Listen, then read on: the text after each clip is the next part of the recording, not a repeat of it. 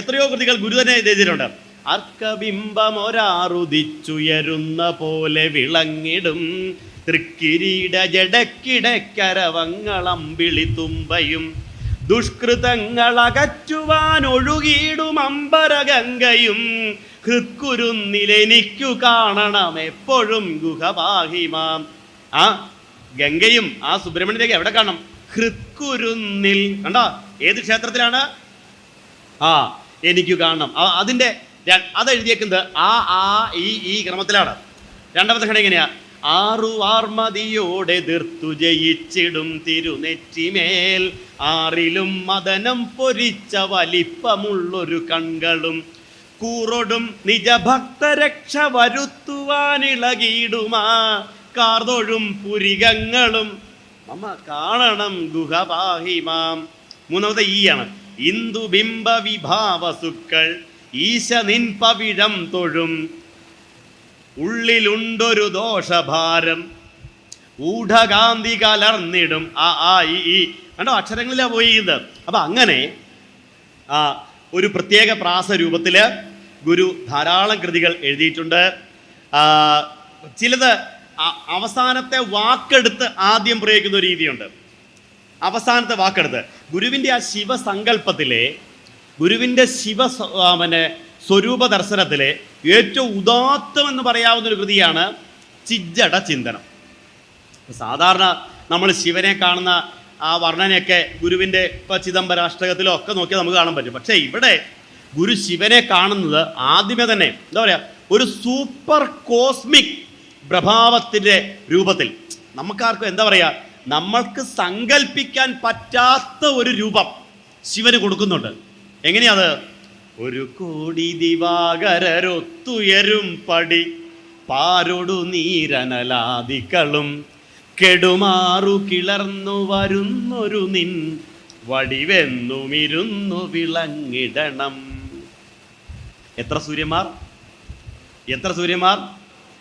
സുബ്രഹ്മണ്യനെ കണ്ടപ്പോൾ ഗുരുവിന് തോന്നുന്നത് അർക്കബിംബം എത്ര എണ്ണം?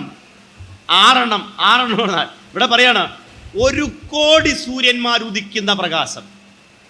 ഇപ്പൊ നോക്കിയേ, ഈ വെയിലത്ത് ഒരു സൂര്യപ്രകാശം പോലും താങ്ങാൻ പറ്റാത്ത നമ്മളോട് പറഞ്ഞു തരികയാണ്. അങ്ങനെ ഒന്ന് ഭാവന ചെയ്യാൻ പോലും ഇന്നത്തെ കവികൾക്ക് പറ്റിയിട്ടില്ലല്ലോ. 1 കോടി സൂര്യന്മാർ ഉദിക്കുന്ന പ്രകാശത്തോടു കൂടി ഈ പ്രപഞ്ചത്തിൽ പ്രതിഭാസിക്കുന്ന ആ ശിവരൂപത്തെ വർണ്ണിക്കുന്ന കൃതിയാണ് ഏതാ? ചിജ്ജട ചിന്തനം.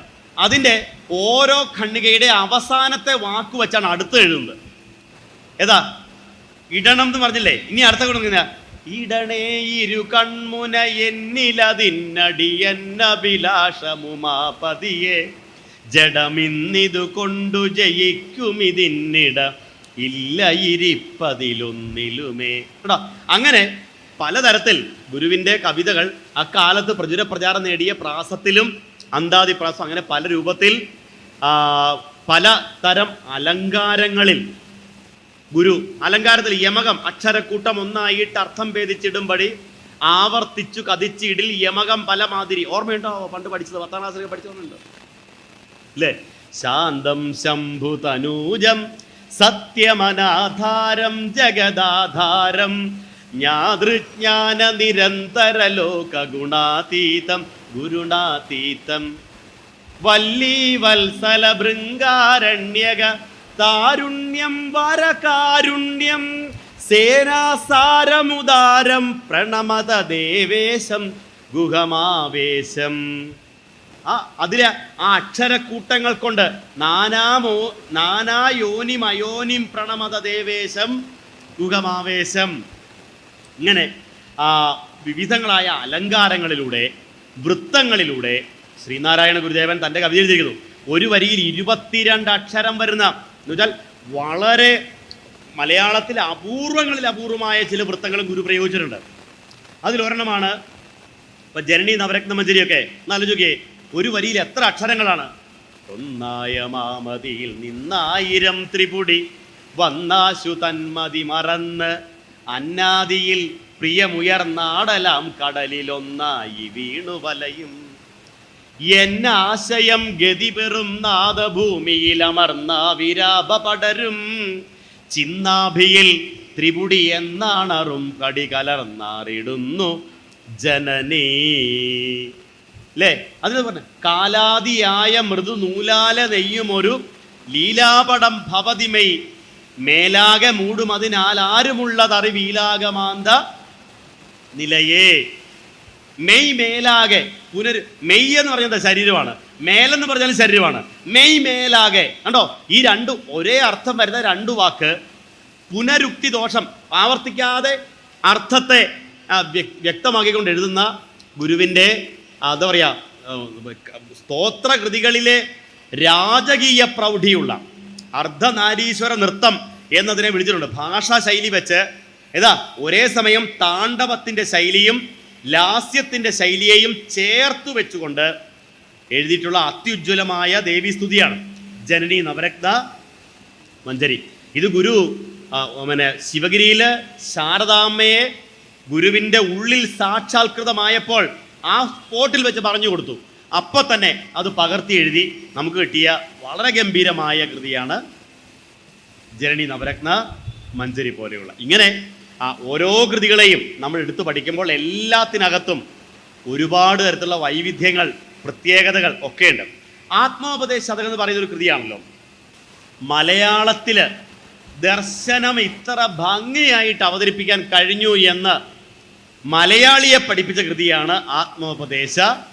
അന്ന് വരേണ്ടല്ലോ.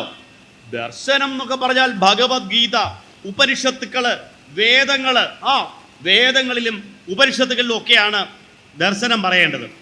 അവിടെയാണ് സാധാരണക്കാരൻ്റെ ഭാഷയിൽ ആത്മോപദേശ ശതകം ഗുരു പറഞ്ഞു. മൃഗേന്ദ്രമുഖം, മലയാളത്തിൽ അങ്ങനത്തെ ഒരു വൃത്തത്തിൽ വേറെ കവിതകൾ പോലുമില്ല.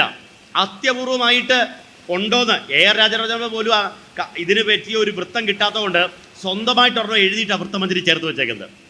അപ്പോൾ ആ അപൂർവ വൃത്തത്തെ ഉപയോഗിച്ചുകൊണ്ട് തൻ്റെ ദർശനത്തെ ഗുരു അവതരിപ്പിച്ചു. ആത്മോപദേശ ശതകം.